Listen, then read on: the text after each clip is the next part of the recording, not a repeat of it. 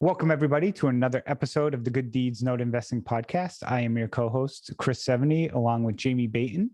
And today we have a special guest. We have Derreck Long of Quest Trust on with us, where we will be talking about anything to do with self-directed IRAs and other retirement accounts. So, Jamie and Derreck, how are you guys doing today? I'm doing great. Yeah. Chris, thanks for having me on here. I'm excited. So good. Well, we are excited to have you on. It's been a little while since we've spoken, and we tried to get you on last week, but little scheduling conflicts. But we are glad to have you on. For those that don't know, Derreck, why don't you tell us a little bit about Quest Trust? So we're just a self-directed IRA custodian. I know a lot of you guys out there have heard of all the other IRA custodians, right? And honestly, all of them are almost good. Right? There's very few bad ones out there, but we really try to help people use their retirement accounts to invest into some sort of real estate asset. This could be a rental property. This could be a fix and flip. This could be a syndication like an apartment complex or senior living or storage unit or something along those lines, but anything around that area. Quest focuses mainly on real estate. So for a lot of you guys out there, if you're just interested in self-directed IRAs or solo 401ks, give us a call. That's what we're here for. So I'm glad to be on here, but honestly, whichever custodian you guys choose is probably going to be a good one. There's not too many bad ones out there.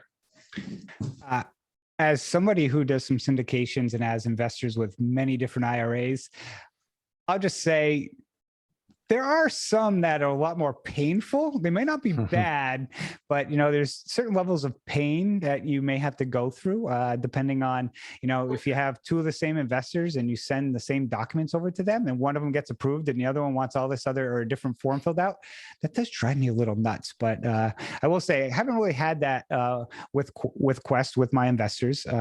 But Quest is, I think, one of the largest. Is that a correct statement, Derreck? So it's actually a common misconception. The reason a lot of people think that in your shoes is because you're used to real estate. Yes. To put it in a real perspective, a company like Equity Trust probably has somewhere right around 27 to 30 billion under management. Quest, we only have about two and a half. Okay. Right. However, the real difference is that Quest, we only focus on real estate. And this is why you don't have those problems you just mentioned. Yep. Right? We only deal in real estate assets. We don't people do gold and silver or cryptocurrency or invest in small business or something like that. And I always say the other companies are Walmart. They want you to do everything. Yep. We focus on the little area. Interesting. So, we're not going to get into, what is a self-directed IRA. There's plenty of information out there. We just want to talk about, some case studies and certain avenues of IRAs where people have used them in the past or other different options they have. Before we dive into that, because you mentioned all the different varieties, we will briefly touch base on this episode about some of the proposed current legislation that's out there right now, Derreck, that you can briefly touch base upon and also give some people some follow-up of where they can get more information on it, because we could spend 3 hours just on that. Absolutely. And you're 100% right, Chris. There's a lot of videos, not just Quest, but other IRA companies and attorneys. They're giving out so many classes on these completely free to you. So check it out. But really what it is that $3.5 trillion bill that's been proposed. And there's about 1,300 different bill proposals. And the ones that you want to look at are ones between 138,301 through 138,315. And in there is they want to eliminate what self-directed IRAs can invest in. And one of these being syndications, right? Which right now seems to be one of the best places if you're an investor to park your funds, where you can invest into someone that's raising capital to build up something. So like I said, we have a lot of classes on that, what you can do if you want to make your voice heard or what would happen if the bill passed. But that's just kind of what that bill's talking about. So just real quickly, it doesn't only apply. It doesn't, and again, it may not even pass, we may be wasting our time. This is a bill that's been proposed. It hasn't passed. But just to be clear, because I haven't dug into it nearly as much as Chris has, which is true for many topics. But it's not only proposed changes for accredited investors, correct? It's anyone with a self-directed account that it could affect. Is that true? Absolutely. And it's not just for IRAs. That also involves solo 401ks, QRP plans, et cetera. So, and it doesn't matter how much you make, whether you're the guy working at Walmart or you're the guy with 10 million in his retirement account. If that bill passes, it will affect everyone at every level at some point. Gotcha. Just seems like they're trying to, fix something high at the top from what I was reading, but maybe potentially throwing the baby out with the bathwater. But so go ahead, Chris. Well, the component was the Peter Thiel issue where he took like short amount of money, invested it in, I think, PayPal or whatever it was, and now it's worth like $5 billion, which the proposal does, I believe, from what my understanding, get rid of that. But what they did is typical of governments is, what could be done with a needle, they use a sledgehammer. And, there's a component of the bill, I think there's a few portions of it that people probably are like, okay, that's fine. But all the other stuff you throw in here is like, whoa, wait a second here. Mm-hmm. You're not only affecting those people, but from my understanding, people who use a self-directed IRA to have checkbook control with an LLC to go buy a rental property, they can't own an LLC with their self-directed IRA is one of the components. And then, like Derek mentioned, syndications. We've got syndications out there. So if we have people who use that, they would have 2 years to get out of that deal. For most of our funds, Jamie, that's not a big deal because they're usually 2 to 3 years long. Most apartment syndications that are 5, 7+ years long, that's going to create some havoc in my mind. Wouldn't you think, Derek? Absolutely. And you addressed it right. What people don't understand is that whole Peter Thiel issue, all right, is a once in a lifetime thing where he did grow a Roth IRA to $5 billion. All right. However, the way he did it nowadays would be considered a prohibited transaction, would not pass at any IRA custodian. But he did this investment such a long time ago that those same rules weren't in place. And so that's one of the things. It's like, man, look, he got away with something that he did back in, honestly, the late 90s. Right. To early 2000s. Well, of course, since then, the tax code has changed over the last 20, 30 years. You couldn't do that same type of investment purposely. So yeah, you know what? We're going to go ahead and put this portion here. It would affect those individuals that have well over 10 million in a Roth, et cetera. But the rest of it just doesn't make sense. So before I know we don't want to stay on this topic, for too long, but what are you all doing at Quest to prepare besides educate people? Are you actually making any changes internally? Yeah. So actually just on, So yesterday I actually got to meet with Elizabeth Warren and her staff and Ron Wyden and his staff. Both Ron Wyden being a senator up there in Oregon, who's one of the ones who was really pushing hard for this bill, and Elizabeth Warren's staff who was pushing, but believe it or not, they weren't as pushing as hard as the Ron Wyden staff. So it was nice that I actually got to be part of a lobbyist that got to present the cases for all the self-directed IRA custodians across the board on this issue. Yeah, so that's pretty proactive. Yeah, that's cool. Cool. So not only as, working at Quest, you also are a real estate investor as well, correct? Absolutely, which is really helps me to understand what most clients are going through.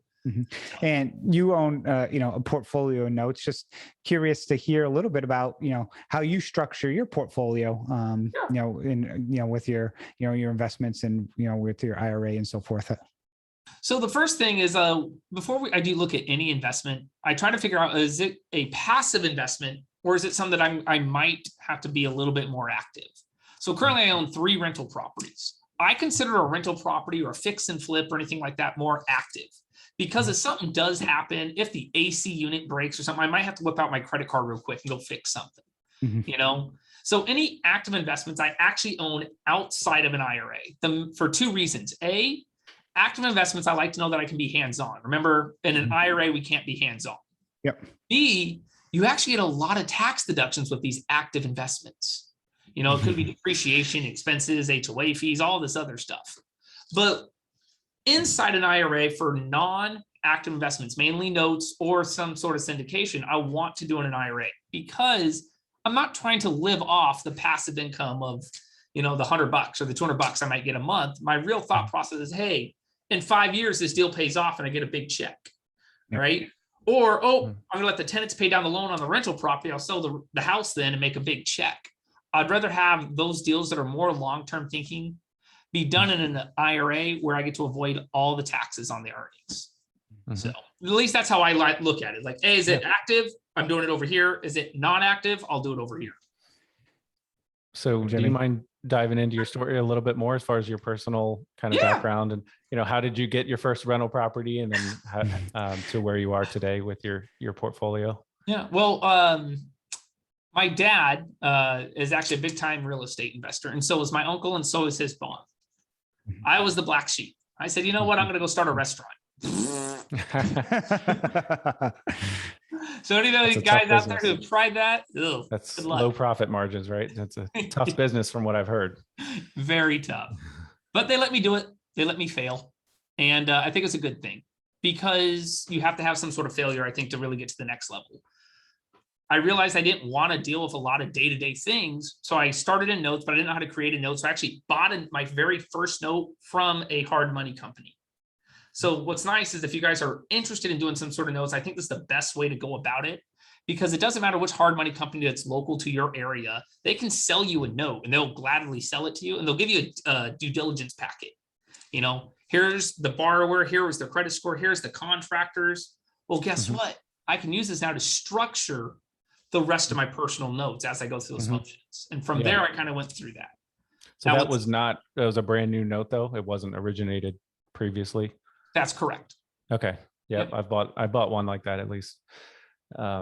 Interesting. Okay. So how did that, do you still own that note? Nope. Most of my notes that I buy or generate myself are only 6 months to a year. They're pretty short. A lot of that comes down to me being younger. My dad likes to do the 20-year notes, but I like to see all the money come back, you know? Wouldn't you think that's the opposite? The younger people wouldn't mind holding notes for longer, and the older people would probably like, I want it shorter because, you know, where you're on in life, you know, you want to get that money faster. You'd think, you know, it'd almost be opposite, but it's funny because it's right. As you get older, it's like, hey, I don't mind the 20 years, you know, getting that payment stream coming in the door. Well, I think a lot of it comes down to what you do on a day-to-day basis. You know, if like my dad doesn't want to sit here and fill out paperwork, you know? So he's like, dude, if I can do something one time, get a 20-year note and I'll only get 6%, I'll do that. You know, I'm like, no, I want my 12%. I'm going to sit here. I'm going to work it. I'm going to work it. I'm going to work it, you know? And eventually you're just like, I don't want to work it anymore. I'm tired. One of the things I want to jump back to and just mention, because you hit upon this, and I have this conversation a lot with investors, and it's almost challenging because as somebody who syndicates, I always joke I'm not a great salesman. But when people ask me, I'm like, hey, I'm not a financial advisor. I can't give you advice. But what I do with my portfolio a lot of times is, again, the money that's in my regular bank account, you know, I put that towards more traditional real estate because I get the depreciation and the tax benefits. My retirement money, yes, I go to notes because, you know, we're in a 30+% tax bracket and there's no depreciation on notes. So that's growing tax-free. So it's better to use that money from that purposes, because I do know some people who do use IRA money for, you know, real estate as well when they have cash aside. And I'm like, you know, you should talk to other people about it, just because it's really how you structure it. When you actually write it down on paper, it's interesting to see, you know, losing out on that depreciation essentially can, you know, it grows over time. Absolutely. And that's why I said right in the beginning, man, I like the passive stuff in the IRA. Things I don't have to deal with on a day-by-day basis. And you can go and think of rental properties passive until you have to evict a tenant. And there you go. Yeah. So being, you know, an investor, but also, you know, being part of Quest Trust as well, what are some of the things that you see IRA investors, the biggest mistakes that you see some of them make, or top 3 mistakes you see people make? Definitely the top mistake is has to deal with syndications. Okay. And anytime I say syndications, and this holds true for any IRA custodian. All right. But it's the guy who uses his IRA, invests into a multifamily deal, a storage unit, a senior living facility, something like that. Right. And then they get the K1 at the end of the year and they're being told they have to pay a bunch of UBIT tax. Come on. Yeah. Well, the first thing to understand is 95% of the time that tax does not apply, right? And the main thing that I always try to stress to people is, if you are doing a syndication, you just want to be educated on what UBIT means. And you actually don't bring on UBIT. You bring on a small subdivision called unrelated debt finance income tax, or UDFI. Yeah, now, Chris and I were actually just talking about this, as people throw the term UBIT around like it's, you know, equivalent to UDFI, and it's not. You know, they're obviously related, or like you said, UDFI is a subset of UBIT, but they're not the same thing. They're not, because one of the biggest advantages that I think doing a syndication outside of an IRA is you get a lot of tax deductions along the way. Now, when we do an investment in an IRA, if I'm not going to pay any taxes on my earnings, well, then I don't get to take any tax deductions. But when you bring in UDFI is a tax to the IRA. Now the IRA gets to claim all of those taxes that you mentioned, and it can even backdate it to the very beginning of the investment. It also only has to pay the taxes once real profit is made, which is normally at the very end of the deal. Yeah, you might get some dividends along the way or something. That's not profit, especially when you look at the K1. Yeah. So what's funny is a lot of people that get scared. Oh, I heard I have to pay a UBIT tax. If you look at the amount you got to take to deduct from there, you probably don't owe anything. And you probably got some bad information. It's interesting because I had a call from an investor who invested in another syndication that they were, leveraging, borrowing money. So it falls under UDFI. And basically their CPA was telling them, oh, they owe all this money in taxes and so forth, so on. And I said, before you run with that, I said, talk to another tax advisor, because a lot of times it's just like any business, like doctors or whatever the case, attorneys, a divorce attorney is not good at real estate typically. So you don't want to go to a divorce attorney for real estate, just like you want to make sure your tax advisor understands real estate and retirement accounts, because this one didn't, and they were actually getting very bad advice. And I think, they're just going through the typical playbook of the tax code, which is, I don't know how many tens of thousands of pages where, wherever it says one thing, there's three things that contradict it. But there's, I'll call it case, not law, but, there's historical evidence of how to do things that this person, I don't think, knew. And that's a prime example. The first thing I tell people is UBIT applies to any non-taxable organization, churches, charities, nonprofit organizations, even hospitals. So your CPA, if they're calculating UBIT, they're probably calculating it as if your IRA was a church. Man, you're not even following the right stuff, guys. So you want to really make sure they understand what they're doing. And we teach a whole class on that. That's completely free to everybody. Okay. I did just sell some partials to somebody who was for this very reason. I'm like, I don't think it's a problem for you, but here you go. So that's one. What's another one? I'm just curious, because there's a lot of these. Like, that's one that is a common one that I see. Yep. So the next one is understanding what checkbook control means. All right. And checkbook control means that the IRA has a checking account away from the custodian. So this typically means what has to happen is the IRA has to establish an LLC, has to establish a trust, something like that, some sort of separate entity. I always say the IRA is going to be the sole member, the owner of it, and then someone else has to hold the checkbook.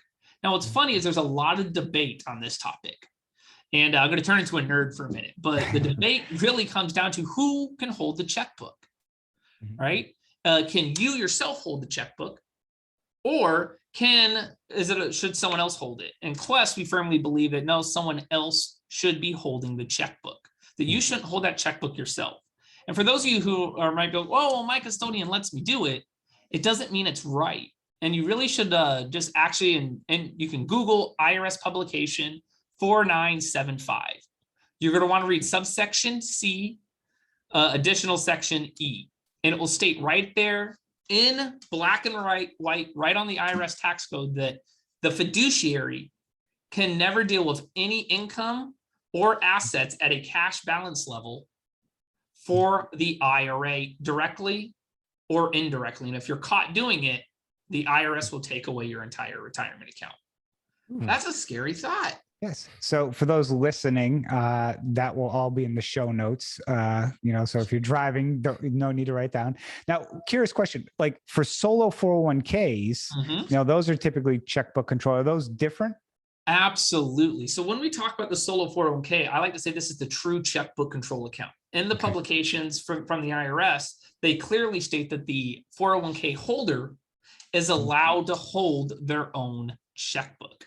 This is why these accounts are so powerful, right? If you qualify for a solo 401k, I think there's a strong argument that you should have one, because that whole talk that we just did about the UBIT and UDFI and all that stuff, 401ks are exempt from it. So you don't have to worry about it. That's nice. I have a solo 401k, and it's, even if, you're not making, your business isn't making tons of money and so forth. It's just good to have because I rolled over from another one. And then, like you mentioned, you don't have to worry about UBIT, UDFI, and you got the checkbook control. And if you start making money, then you can take 20% or 25%, I think it's 20% of your profits basically, and put them in up to like 53,000 per year. I mean, it's not this $6,000 per year type thing for like an IRA. They are awesome, dude. You can take humongous tax deductions with them. You can lend yourself money. All that being said, they're also really cheap too. Like most custodians charge you an annual fee with an IRA, but like Quest, like once we set you up a 401k, there is no annual fee. There is no transaction. There's no other fees that come with it. It's one and done. And that's how most custodians do it. Oh, so Quest does set up solo 401ks? Oh, all the time. It's probably our most popular account we set up. Okay. Wow. For some reason, I don't know why. I didn't think you did, honestly. So learn something new every day. Awkward. We always like to set up the IRAs. The IRAs we make more money on. Duh. Yeah. There you go. I have to charge you fees. It's just like, just like the financial advisors of when you have your money. Oh, no, you can't take your IRA and move it somewhere else. You got to move it over. You can't self-direct that. No. One of the things that I'm always curious about is authorize the signatory signing the document. So if I have a syndication, I send it out, and then basically someone's like, "Oh, I'll sign the subscription agreement," but it's an IRA. Doesn't somebody at, I'll say Quest, have to sign that document? Absolutely. Okay, but if you're a syndicator, the best thing is there's two sides of it. So we got to first look at it from the syndicator standpoint. The main reason you want that person as a syndicator to sign those documents is that shows that they're ready to invest with you. That shows they've made their commitment, right? So as long as it has the right IRA name and IRA's address and IRA's tax ID number and that type of stuff, and they sign it, we're okay with that because we understand the syndicator needs something from them. Now, this doesn't mean that we don't need to sign it as well. So if they've signed it already, that's okay, because most of the time the syndicator wants that because that's your commitment. Still send those documents over the Quest. We're still going to review them 24 hours, 48 hours. We'll get them signed and send them back to you, right? Most of the time, it's all done electronically anyways. But don't be afraid out there if you're the syndicator and you're like, oh, well, I need this guy to sign it right now. That's all right, because that's your commitment. And that's why you want them to sign it. But don't think that's the end of the deal. Make sure they still forward that over to their IRA custodian. And that should hold true for any self-directed IRA custodian you're working with. So a question for you, I just popped into my head. There are obviously, we've alluded to the fact that there are obviously differences, but among or between the different custodians with how they operate. You say you're okay with this, maybe you're not okay with that. What are you responding to when you make those decisions? Meaning, is Quest audited? Is it more of like a business decision based on, potential lawsuits, or what guidelines are you following? I know you've already pointed to some IRS documentation, but how are you making those decisions as to what's acceptable and what's not? So by the client signing the documents for you guys, okay, that doesn't initiate the wire, right? Yep. Who initiates the wire? We do. Right. Right. So, and that's really that's why it doesn't matter. If they sign it for you guys, that's great for you because that gets it in your books. That gets you their commitment. All right. Once we sign it though, and we'll probably, most of the time what we usually do, if you send it over and your client's already signed it, our client's already signed it, we're probably just going to white out where they've signed and put our signature there, to be brutally honest. Gotcha. Now though, because we are the actual signer, now that's the documents that we're going to send back to you with the proper signature and your wire. So when we get audited, the IRS doesn't see that the client signed the original documents. What do they see? The ones that we sent back to you. Gotcha. Okay. And that's why it doesn't matter. Usually you still want them to sign it because you need their commitment. But in general, it's kind of a potential IRS audit, or are there state licensing issues or nothing like that? You Gotcha. really got to think of when the wire goes out. The wire doesn't go out until you get our signature. Yeah. Right? The fact that they signed it in advance, it is what it is. It's not going to affect us. Got it. And that should hold true for any custodian. Yeah. Two of the biggest, I'll say, errors or challenges I see on the syndication side is First is, we always look to get a W-9 from the investor. And if they're using their IRA account, I put everywhere, I'm like, do not put your social, put the EIN number, because what happens is, again, this goes to, and I think I try and reiterate this so these investors know, they fill out that form, that goes to our accountant CPA. They're looking at, from their perspective, when they're filling out the tax forms, they're looking at that W-9. So if Jamie Bateman put, Jamie Bateman at XYZ and social security number 1, 2, 3, 4, 5, 6, 7, 8, 9, that's what they're filing for the taxes. Whereas, Quest, I used to have it memorized, your EIN come tax time, people should be putting that EIN number down. Mm-hmm. That's correct. And then the other one I see is on a lot of these syndications, the Reg D ones, you have to, file a Form D, which is with the state that says, okay, this investor is investing in this state. A lot of them will say, oh, I'm in Texas because that's where the IRA is. But it's really, because I asked my attorney, I go, what should it be? It's like, oh, no, it's a place of their residence. Granted, the IRA is through Quest, but it's where actually they reside. So that's another thing I see a lot of times, people putting like Texas. I'm like, oh, don't you live in California? Like, yeah, but it's with Quest. I'm like, no, it needs to be, so we also file the right forms. What I tell people is when you get the operating agreement or subscription agreement from your syndicator, before you fill any of it out, call Quest. The reason why is we use a non-automated line, right? Mm-hmm. So you call, someone's going to answer. We have trained professionals that is their job all day long. The only thing they do is review operating and subscription agreements. That is it. Mm-hmm. So they know what they're looking for. They know what they're doing. Now, knowing that, I charge you a fee. If I'm going to charge you a fee to do the deal, get your money's worth. Call us and say, hey, can I email this over? And can you walk me through it? Yep. We'll stay on the phone. We'll tell you what goes where, exactly word for word what the type, what tax ID number, what state, because we already have your account. We see that, oh, you came from California. Put California. So I tell people, get their money's worth. Don't be afraid to call. And it should. I wish it worked that way with every custodian. Some of them are good about that. Not all of them, but. So how many employees does Quest have? At any point in time, 110 to 115. We have some interns, that are part-time. Okay. So you fired 5 people last week. Is that what you're saying? I'm kidding. Maybe they hired. So, hired. In this market, you may have hired 5, but they may have already left after the first week. I mean, you hired them, but they didn't show up. Yep. God. Oh, don't get me started on that. Everyone's going through this crunch of trying to find people to hire. It is just painful right now. So I was curious I'm not expecting hard numbers on this, but generally speaking, if you look at the investments that Quest has under its umbrella, is what percentage are in a syndication and versus, a whole note or something outside of a syndication?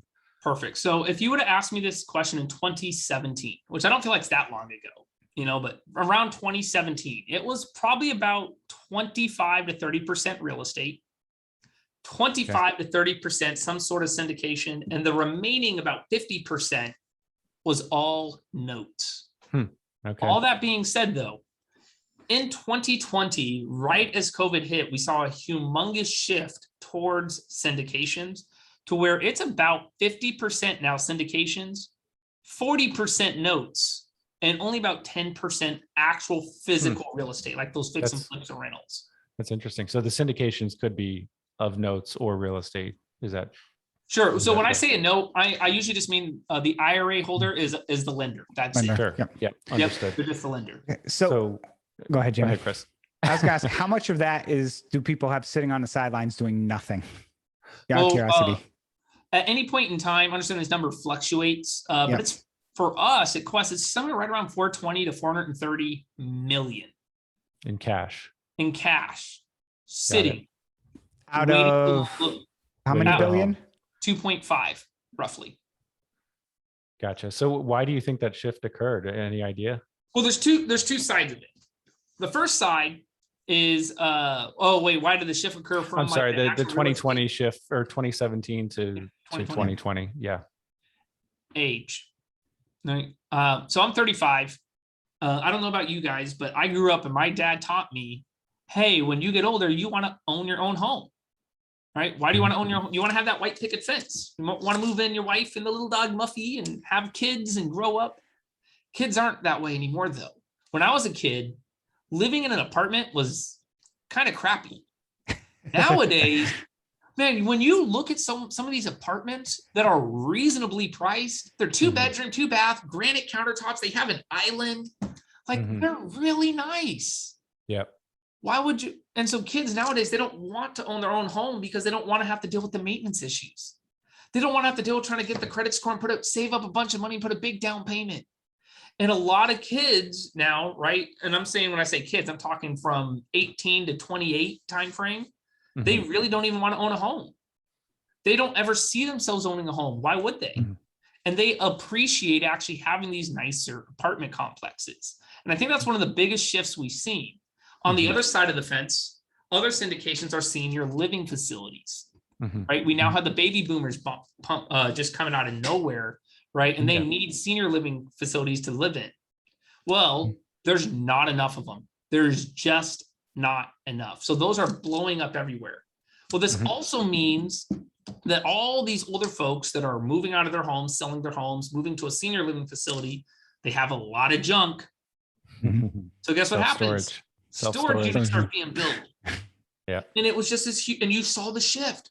Wow, did you see the shift? Because people then saw this.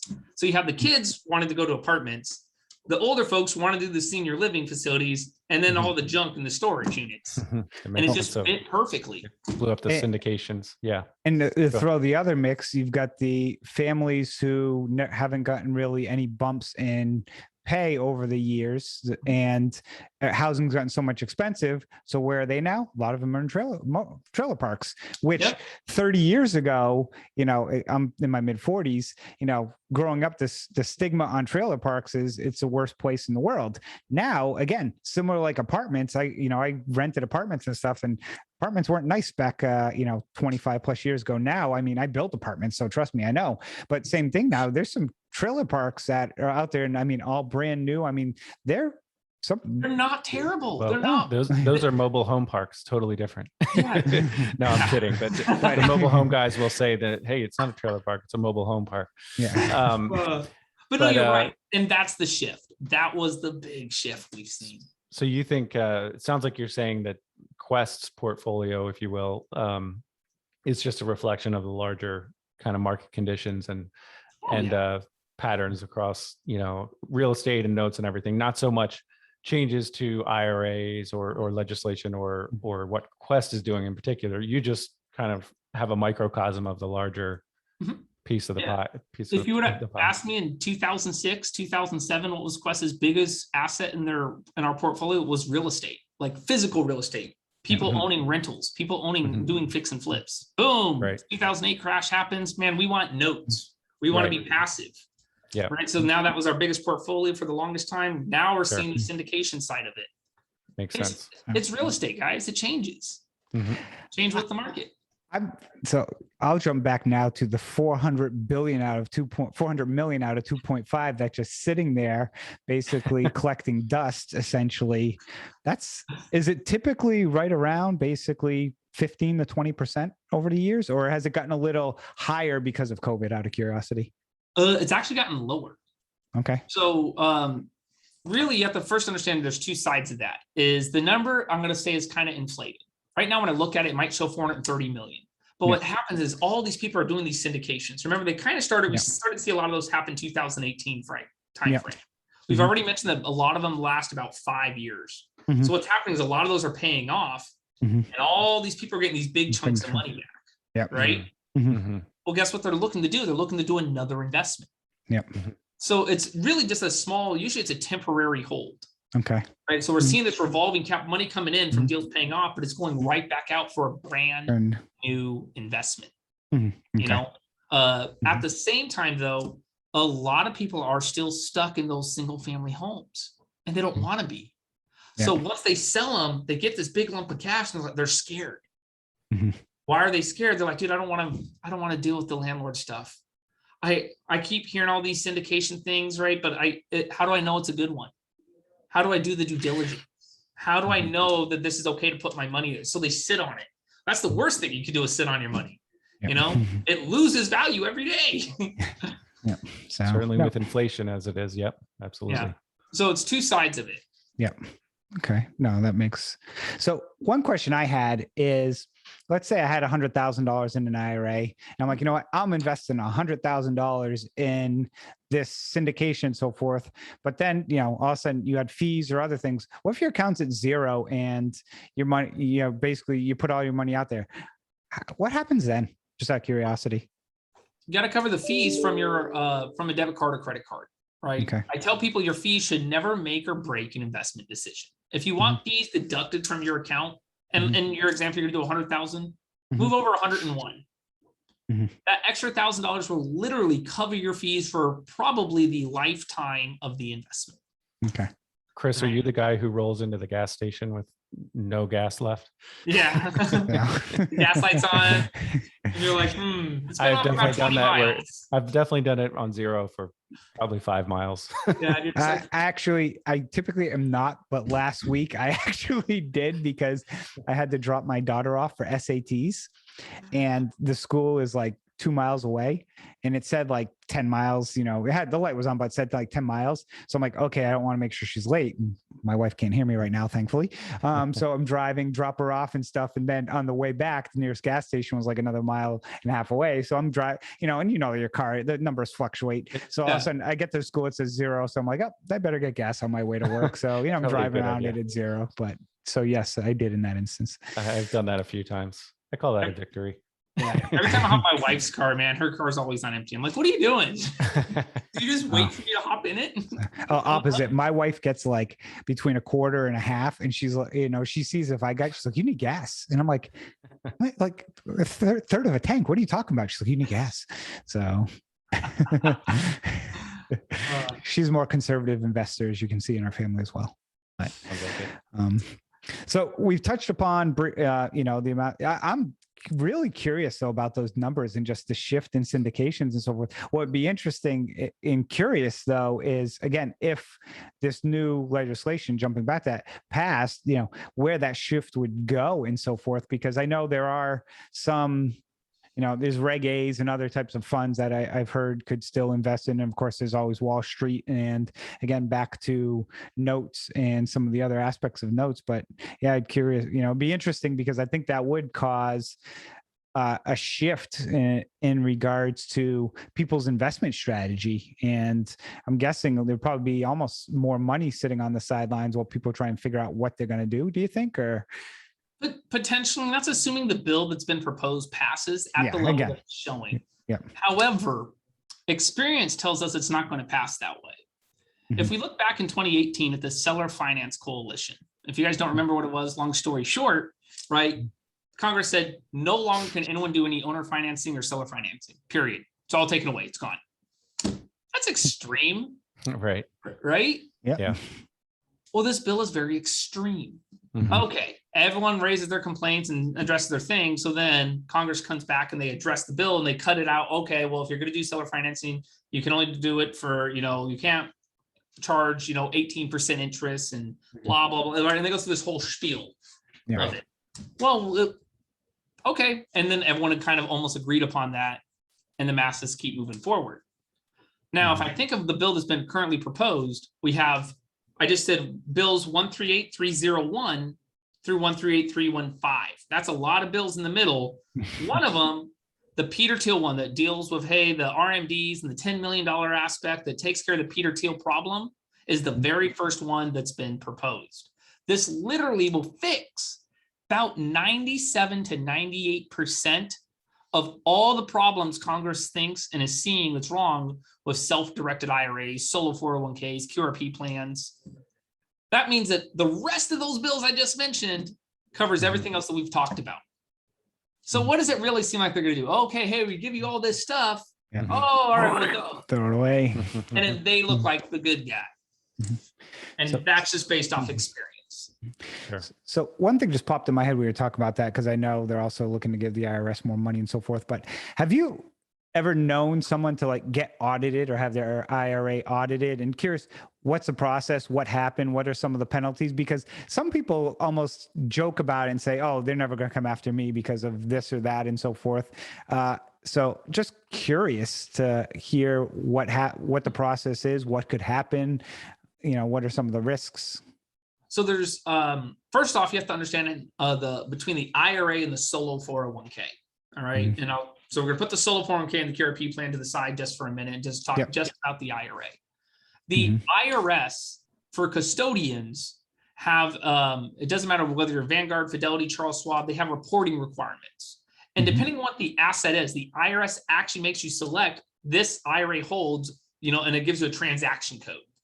There's one for stocks, one for mutual funds, one for physical real estate, one for gold and silver, one for notes, one for what they call a private entity or a syndication, right? Well, in 2017, what was really unique that happened is that's where, and if you guys are used to raising capital, now you have to do your fair market values, those FMVs. Yeah, I was gonna get to that because that's a point of confusion for sure. People that just don't know how to value their notes or their assets. So, I mean, can you touch on that briefly? How do you? I mean, is it the principal balance of my note if I own a whole note? Well, or is it okay? It's going to depend. But so, like in 2016, you didn't have to do those evaluations. But in 2017, the IRS said, "Hey, you need to start doing these evaluations," right? And obviously we have all these codes, and they added one extra code. The extra code they added was an IRA that owns its LLC, where it's its own manager. Oh, that scared a lot of people that had that checkbook control account. Now, why did they do that? Right? It's because it seems like they're starting to get more and more information on self-directed IRAs. If you've never been audited, audits actually run 3 years behind. Right? We're in 2021. So if I was to get audited, I'm not getting audited for my 2020 taxes. I'm not even being audited for my 2019 taxes.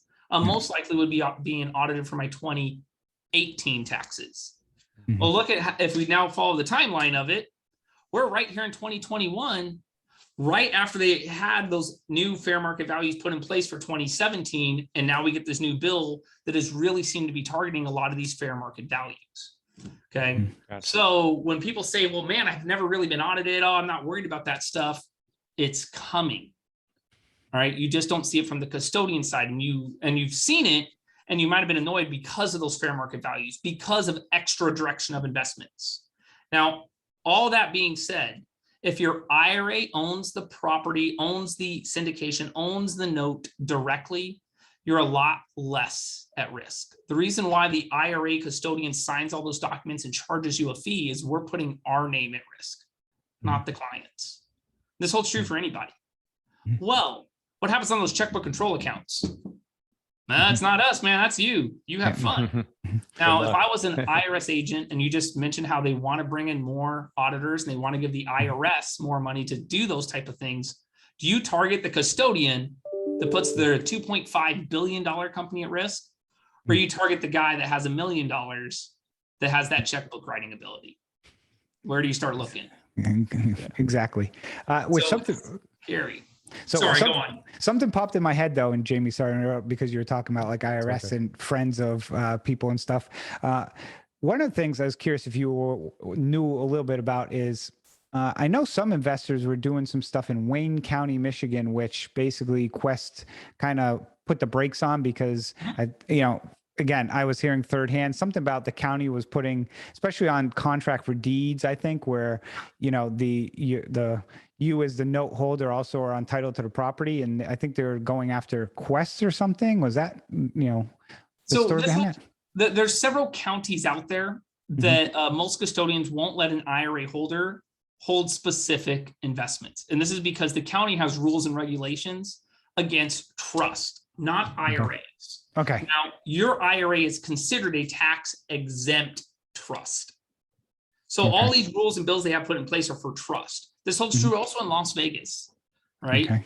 But pretty much what would happen is, let's say that the property taxes weren't paid. The city can not only go after the IRA holder, but can go after the IRA custodian. And that's not just property taxes. What if it was an HOA area? Well, if your yard grown up and now the HOA is charging you fees, they're not going to only go, they have the right to go after both parties. So IRA custodians don't want you to hold investments there, and most of us won't allow for it. And it's not just Michigan, right? You might have heard about that one, but it's also in Las Vegas. There's certain counties in California, there's a couple of counties out there in Wisconsin that do it, but it is what it is. And that's why. And Quest was it Quest IRA? Did you change your name? They changed its Quest Trust a few years ago. Right. Yeah. So is it because is that related to this or not? No. Gotcha. The trust title and the IRA title really doesn't mean anything for the clients or you guys. Gotcha. It's amongst the custodians. It just Mhm. means that you have more than $2 billion in assets. Okay. Interesting. all. I didn't know that. You're just So, yeah. regulated differently. Do you mind touching on the kind of the history of Quest real quick before we wrap up? I mean, obviously not, don't have to go through every detail of it, but why was Quest started and when was that? And then bring us up to where we are today. It was started on as a joke and a drunken night. If you Really? Yeah. So I'm glad I asked this one. what's really funny is H. Quincy Long, the gentleman that started Quest, is to date is probably one of the smartest individuals you ever met. His IQ is up there right around the 170 frame, where you no longer really can measure it. To put that in perspective, Stephen Hawkins was in the 170s. Mm-hmm. Right? When he reads tax code, he actually just reads it once and memorizes it. Like if you ever listen to the guy speak, it'll blow your mind. It's crazy. Yep. Mm-hmm. Well, one of his best friends was the CEO of Intrust. And Intrust, the CEO called Quincy and said, "Hey, we'd love it if you'd start your own franchise out there." And they were doing this over a bottle of wine. And they were kind of joking, playing chess with each other over the phone. And this is something you would do, Chris, except you stopped drinking. But I mean, other than that, you would totally do this. Go ahead. Sorry, Derek. No, you're good. And Quincy, he agreed to it, and it cost like 10 grand to start a franchise of Intrust. And that's what we did. Well, what happened is When was that? What year? Out of curiosity. 2000. Okay, so I mean, 20 years, not that long ago, and 10,000 back. I mean, that's not a lot of money back then. I mean, I'm thinking, okay, was it started like in the 70s or something? But okay, All the way back in 2000. Okay. Well, what's funny about that is it started off where Quincy was going to be the only client. Great, I'm outside and I'll do that. Well, here comes Nathan, his brother. Well, I want to be a client. We'll do that for our mom's account too. She can do self-directed. Oh, we got real estate investors that want to do it. Oh my God, it just kind of blew up. By 2007, we were the #1 franchise of Intrust, so much so that we were outproducing all of their other franchises combined. Wow. So Quincy made the decision to buy them out, and that's when we became Quest IRA. Okay. Right. Well, and like I was just saying a minute ago, pretty much we ended up with so much under management, so many accounts open up, so many clients and employees. Eventually what happens is at a custodian level, which is the IRA level, you're regulated by a company called Mainstar that is overseen by the Department of Labor and IRS. Okay. Well, when you break that $2 billion mark, you now are considered a trust company. And all right, instead of Mainstar overseeing you, which is overseen by the IRS, we're just overseen by the IRS directly. And that's what happened in 2018. Was there a unique reason why the name Quest was given? It was Quincy's quest for wealth. Okay. At least that's what he says. Okay. No. And what's his role right now? Well, he is still considered our CEO and our chairman of the board. He doesn't deal as much in the day-to-day operations though anymore, to be brutal. Gotcha. I mean, I don't blame him. you got someone like me that I'll go do the Congress meetings, right? So why would he do it, right? He's like, I don't have to do it. I'm not doing it. Still collect a paycheck. So that's very interesting. Just, again, a 20-year-old company, because a lot of times in today's world, people think, oh, there's so many major players and so forth that, it's impossible to start or get up on the ground running. And, it was a niche market focused on real estate. Now, again, you got the equities of the world who are big, but, they've got all these other investments arms where you just stuck to real estate. And, within the note space that I'm in a lot of real estate, I'd say, Quest is probably the name that rolls off the tongue the most frequently out of all of the companies. So I think that's true. Damn. Well, I would say, just from figures, I was looking at this last night, probably close to 30 to 40% of the money that I've raised has come from IRAs or, retirement accounts. And of that 40%, about 3/4 of it are people from Quest. So just to give you an idea. So love it. Jamie, other questions that you had? I'm tapped out. Yeah, so we're Covered a lot. Yeah, covered a lot. So Derek, we typically like to ask somebody kind of a note and bolt, which is something, a lesson learned or something to, be wary of or something along those lines. Just curious if you've had one for anyone out there. You've already given a bunch already through this episode, but didn't know if you had another one. The biggest thing is I always tell people, and I like to kind of end on a good note, but it's a scary note. And it's always get started. You have no idea how many times I see people miss out on investments, miss out on deals, miss out on a life-changing opportunity just because they didn't want to get started. It doesn't matter which self-directed custodian that you choose to go with. Of course, I'm biased, right? I work at Quest, right? But you can find a good company that's in your local area that you like to work with. Set up a self-directed IRA. And the minute you do a real investment, whether it's a note, whether it's a property, whether it's a syndication, the profits and the life-changing aspects of it are insane. I have more letters, more calls from people, all these are gifts from individuals, just from people telling me thank you, because they're like, wow, I wish I would have started this sooner. I wish I would have done a self-directed IRA. I wish I would have known about syndications. I wish I would have known about notes. I wish I would have realized I could use that 401k, that IRA for this stuff. So if there's anything out there that you don't want someone to miss out on, it's just to get started. It doesn't matter where you go. I definitely agree with that. The stars are never going to fully align, and there's always going to be a reason not to get started. You know what I mean? There's always a reason, something that's not perfect. So you got to take that first step. Couldn't agree more. Absolutely. Jamie, you got one, or do you want me roll with mine? Go for it.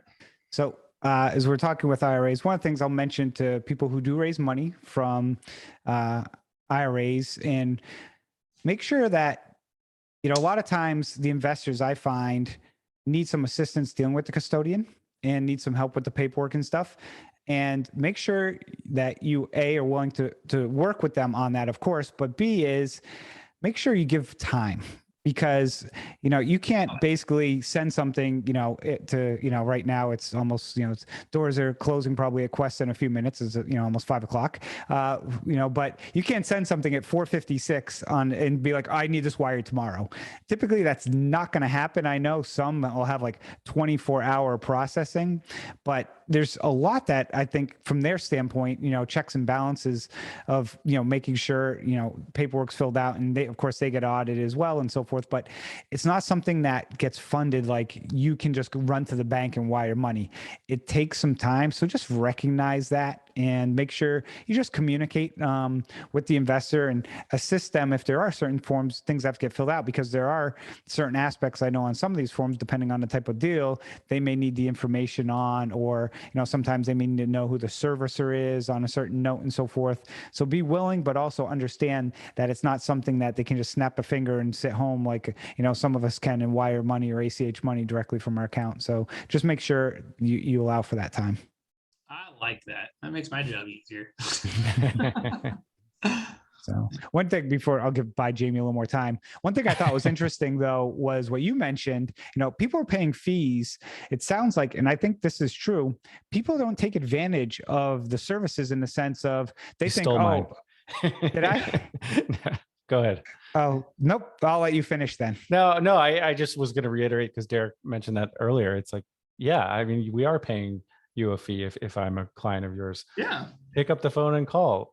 Do at least research a few different custodians. And I like your approach, Derek, that there are other good custodians out there. It's not like you're the only game in town. And I think it's true for, the kind of the note space and that we're in. There are many decent servicers. There's not one best. Well, I guess I shouldn't say that, right, Chris? But it's a friendly space. Pick up the phone and call. Talk to Derek or his staff as far as picking their brain as far as what is Quest good at, what are they not good at, and do that with a couple other custodians before you make a decision. And also, and I'm throwing in a bunch of notes and bolts here, but you can have more than one custodian technically, right? You can. Many times you want to have more than one custodian. It could be for things like levels of asset protection, or it could be just different investments. Remember, I was telling you, Quest, we only deal in real estate. Mm-hmm. There's companies that only deal in cryptocurrency. There's So companies I that want to ask only you deal about in that. gold and silver. when we wrap up, I'll ask you about Kingdom that. But Trust, I heard, is the one to go through crypto. But quick Okay. question, something just popped in my head. Is there like an FDIC limit per account on IRAs or So- similar? Sort of, but most of the time, the reason people are so concerned with FDIC is you got to understand that only affects your cash balance. Any self-directed custodian should be fully licensed and have full FDIC insurance. All right. Okay. And that insurance is up to $250,000. Okay. But if I have $1 million sitting here at Quest, I'm doing something wrong. I should be investing that $1 million. Mhm. Now, Okay. what's nice is on the self-directed side versus the public side. Let's say I had that $1 million in a mutual fund and Fidelity goes under because that's where the mutual fund was held. Well, only 250,000 of it is insured. However, at Quest, you have $1 million, you have it invested into a bunch of property and Quest goes under. You still own the property. Yeah. Right? It doesn't, Yeah. the property doesn't just disappear. It's not a paper asset. It's a real physical, tangible. I can touch it, Yeah. feel it, see it. Mhm. So that's the key there. So a lot of times with FDIC insurance, you got to remember it only covers the cash balance. Gosh. Okay. Very few people keep cash at self-directed custodians. That's a good point. Okay. Great. Well, Derek, it's been a pleasure. Thank you very much. If people want to reach out to get more information about Quest, where is the best place for them to go? So I always tell people to either email me at info@questtrust.com, or you can give me a call and we say it's 855-FUN-IRAs, which is a non-automated line. I think we're the last custodian in the world where we don't use an automated system. So People get taken by surprise when a human picks up. yeah, It's a you human, call so- and someone answers. I got to hang Hey, up. I what's don't up? know what to do. Yeah. It's really funny to hear how many people freeze. They're like, hello? Well, thank you all for joining us on this episode of the Good Deeds Note Investing Podcast. And as always, go out and do some good deeds.